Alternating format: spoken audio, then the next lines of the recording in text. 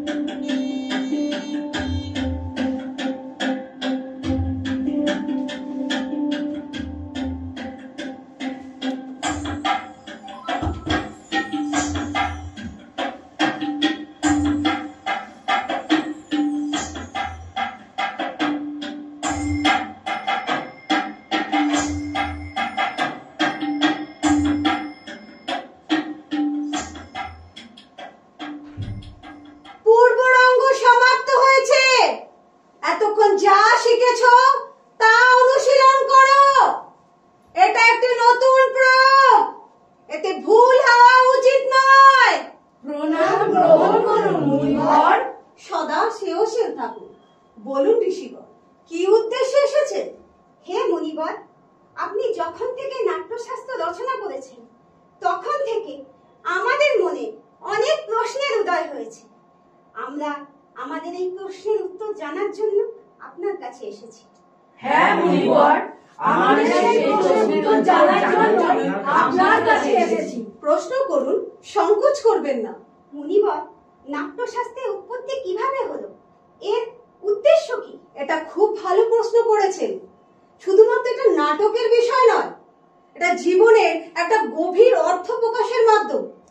যখন ত্রেতা যুগের মানুষ যখন কামনা আর ইন্দ্রের দ্বারা আবিষ্ট হয়ে অধর্মের পথে যাচ্ছিল, তখন ইন্দ্রদেব ব্রহ্মাদেবের কাছে প্রার্থনা করলেন এমন একটি মাধ্যম হোক যাতে দেখা এবং শোনা দুটো একই সাথে হয়, যার মাধ্যমে মানুষ অর্থ, ধর্ম, মোক্ষের পথে ফিরে যেতে পারে। কিন্তু গুরুদেব, বেদই তো জ্ঞানের ভান্ডার, যাতে এই সকল পৃথিবীর রহস্য লুকিয়ে আছে, সেই বেদই তো যথেষ্ট ছিল গুরুদেব।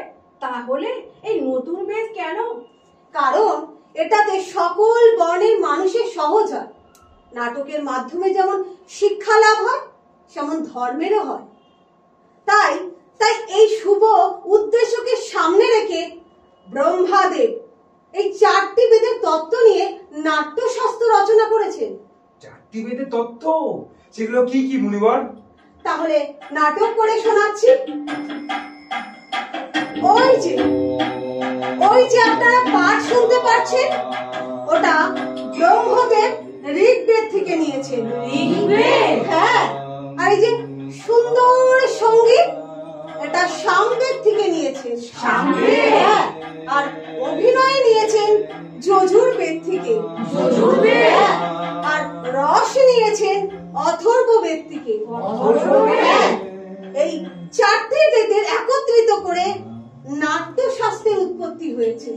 গুরুদেব, তাহলে কি এই নাটক সকল দেবতার জন্য তৈরি হয়েছিল? না, দানবেরা শুধু এই একটাই প্রশ্ন করেছিল ব্রহ্মাদেবের কাছে।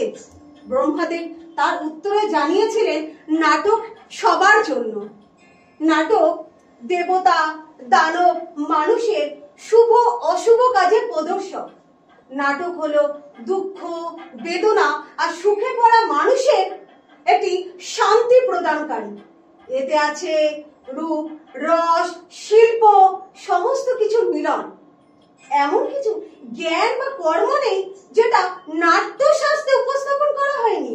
অদ্ভুত, এটি একটি বিস্ময়কর সৃষ্টি। অদ্ভুত, এটি একটি বিস্ময়কর সৃষ্টি যা বৈশ্বিক এবং অতি বৈশ্বিক সকল সত্তাকে অন্তর্ভুক্ত করে। এটি বহুধর্মী সমস্ত প্রাণের প্রতিনিধিত্বমূলক শিল্প। হ্যাঁ ঋষিগণ, নাটকে সকল শিল্পের উদ্ভব বলা যেতে পারে, অথবা বলা যেতে পারে নাটকে সকল শিল্পের মিলনস্থল। মুনিবর, নাটক একটি অদ্ভুত তত্ত্ব। এটা যতটা প্রয়োজন আমাদের শ্বাস নেওয়ার জন্য, জীবিত থাকার জন্য, ঠিক নাটকীয় সেরকম। তাহলে সমাজকে এটি গুরুত্ব দেয় না কেন? কেন শিল্পকর্মকে অপ্রয়োজনীয় বলে মনে করা হয়? আমরা তো শিল্পী, নীতি নির্ধারক নই। শিল্পই আমাদের কর্ম, আমাদের কাজের বিষয়, আমাদের শিল্পের বিষয় সমস্ত সিদ্ধান্ত নেওয়ার অধিকার নীতি নির্ধারকদের। নাটক কেবল একটি কাহিনী নয়, এটি সমাজের একটি প্রতিচ্ছবি। এটা মানবতার একটা গভীর অর্থ বোঝা যায়। মঞ্চ নাটক জ্ঞান, ধর্ম আর ভূগোল সীমানা অতিক্রম করে সমতা আর মানবিকতার কথা বলে। আজও মঞ্চ নাটক সমাজে অমীমাংসিত সমস্যাগুলি দূর করে। যা এই অনুশীলনগুলি আমাদের নিঃসন্দেহভাবে পৃথিবীকে স্বর্গে পরিণত করতে পারবে। এতে কোনো সন্দেহ নেই মুনিবর, নাটক ছাড়া এই সমাজ হলো পশুদের সমাজ। হ্যাঁ মুনিবর, নাটক ছাড়া এই সমাজ হলো পশুদের সমাজ। সেই আশা আর প্রত্যাশা নিয়ে তো আছি যাতে এই সমাজ শিল্প আর শিল্পীকে সেই সম্মান দেয় যাতে তাদের অধিকার। আমি এই নাট্যশাস্ত্রকে পঞ্চম বেদে আখ্যা দিয়েছি। তাহলে তো গুরুদেব পঞ্চম বেদ সমস্ত বেদের জ্ঞান। হ্যাঁ ঋষিগণ, ওই যে আমার পঞ্চরঙ্গের পুত্রেরা আপনাদের আহ্বান জানানোর জন্য তাদের পরিবেশন প্রস্তুত করে আপনাদের অপেক্ষায় আছে। চলুন চলুন আমরা সেই আনন্দ উপভোগ করি। হ্যাঁ চলুন, আমরা সেই আনন্দ উপভোগ করি। চলুন সেই আনন্দ উপভোগ করি। সমৃদ্ধি হোক এই রাষ্ট্রে, সবার আশা পূর্ণ হোক, সৃষ্টি এবং আনন্দে পৃথিবী সদা পূর্ণ হোক, পৃথিবী সর্বদা সুখী হোক, আকাশে উড়ুক বিমানের মতো, সর্বদা হোক নির্ভীক এবং দুষ্টের ধ্বংস হোক।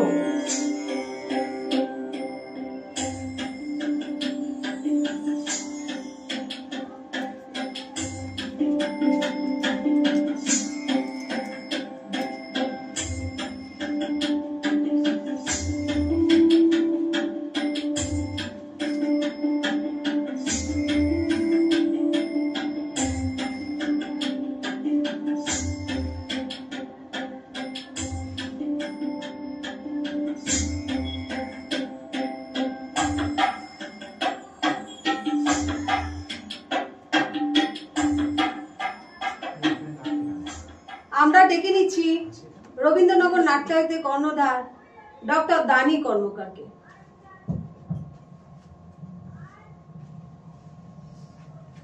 নমস্কার। ন্যাশনাল স্কুল অফ ড্রামা এবং ভারত সরকারের সংস্কৃতি মন্ত্রক বিভাগকে রবীন্দ্রনগর নাট্যালয়ের পক্ষ থেকে আবারও ধন্যবাদ জানাই এরকম একটি মহতী অনুষ্ঠানে আমাদের নাটক মঞ্চস্থ করার সুযোগ দেওয়ার জন্য। আবারও রবীন্দ্রনগর নাট্যালয়ের পক্ষ থেকে আপনাদের সবাইকে অনেক ধন্যবাদ জানাই। এই নাটক এতক্ষণ যারা মঞ্চস্থ করলেন তাদের সবার সঙ্গে আমি পরিচয় করে দিতে চাই। নাম বলুন আপনারা।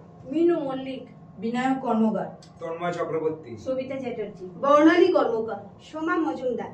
এবং এই নাটকের ব্যাকস্টেজে যারা ছিল তাদেরকে আমি একটু মঞ্চে আমন্ত্রণ জানাচ্ছি।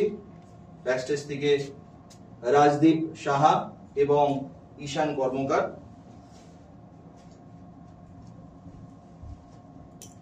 আবারও সবাই মিলে আমরা ধন্যবাদ জ্ঞাপন করছি।